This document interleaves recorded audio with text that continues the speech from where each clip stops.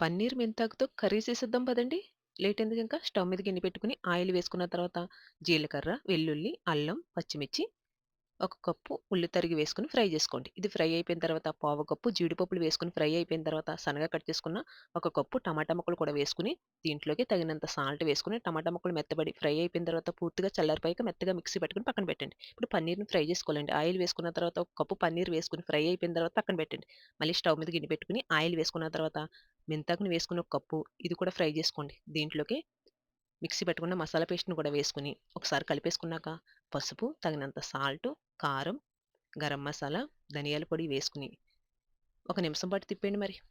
దీంట్లోకి ఒక cup water కూడా వేసుకొని, ఇది దగ్గర పడుతుందనిపించుకొని, ఫ్రై చేసిన పన్నీర్‌ని కూడా వేసేసుకొని, మరీ దగ్గర పడుతుందనిపించుకొని, కట్ చేసుకున్న కొత్తిమీర, బటర్ కూడా వేసుకొని తీసుకుంటమే ఎంతో టేస్టీగా ఉండే మేతి పన్నీర్ కర్రీ రెడీ అండి.